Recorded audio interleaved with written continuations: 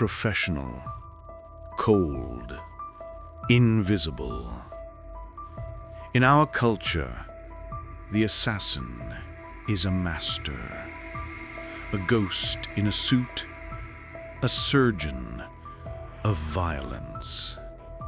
From John Wick to Assassin's Creed, we romanticize them as experts, artists of death.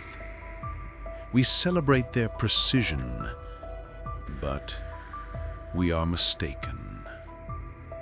The original word did not mean professional. It meant fanatic. It did not imply coldness. It implied intoxication. What if I told you the original assassin wasn't a job, but a cult? A cult that allegedly used drugs to fuel its murders.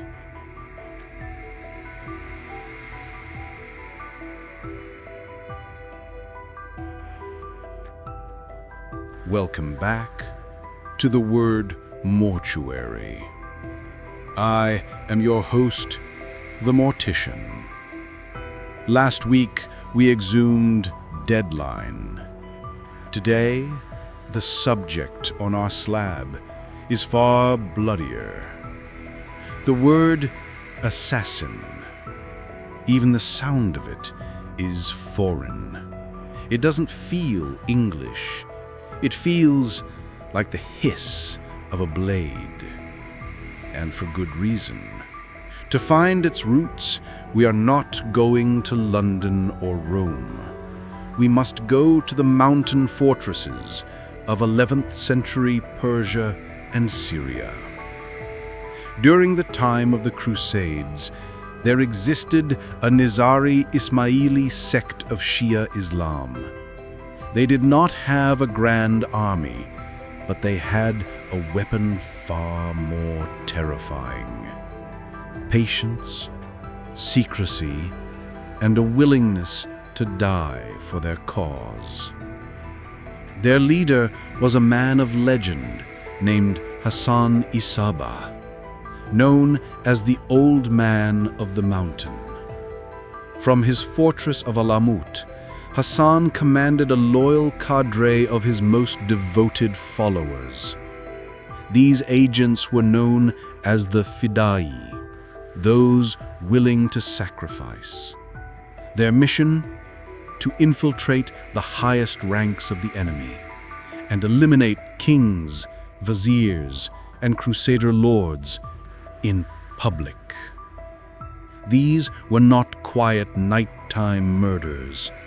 This was public theater. A Fidai might live for months in a target's court, posing as a guard or a monk just to wait for the perfect moment to strike the fatal blow in daylight, in front of hundreds of witnesses. They had no intention of escaping. Their own death was part of the message. This sowed absolute terror. The Crusaders and European chroniclers, like Marco Polo, were terrified and baffled. How could Hassan-i inspire such absolute, reckless devotion? And this is where our story takes its morbid turn.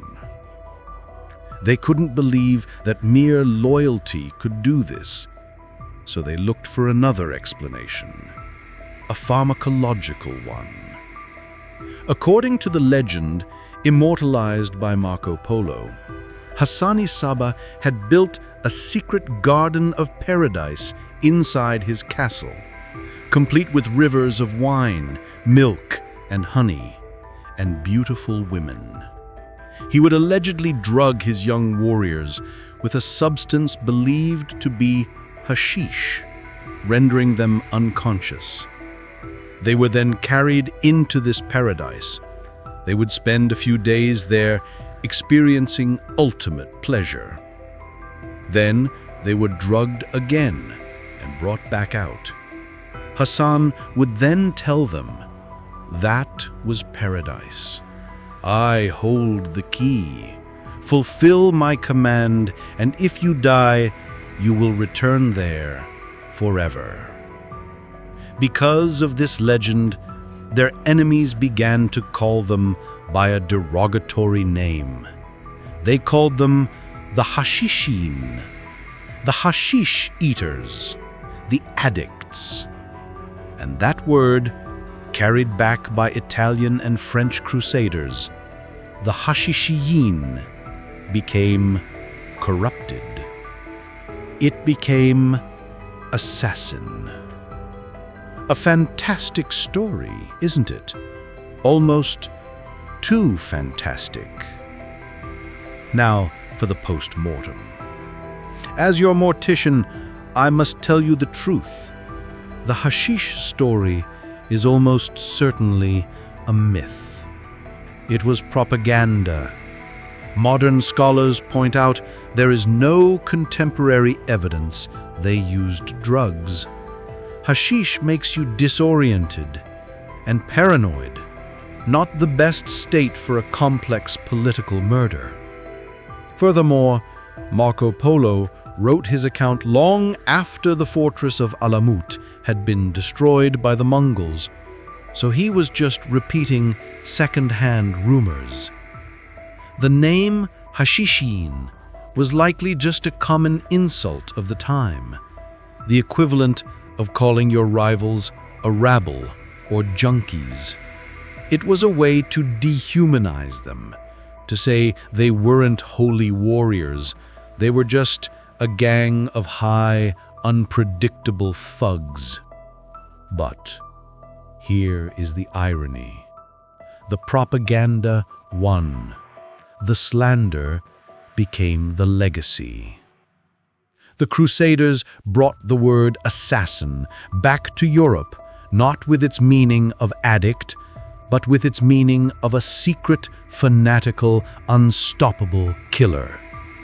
And here is the word's final evolution. First, it was a slur, an addict. Then it described a believer, a fanatic. And today it has lost all its religious meaning and is left with only its skill. When we say assassin today, we don't think of paradise or drugs. We think of a contract, a job, a price. The word has mutated from a slur to a professional title. Language truly is a graveyard where old meanings are buried under new ones. Subscribe to the Word Mortuary. We have many more bodies to examine. And you? What word is haunting you?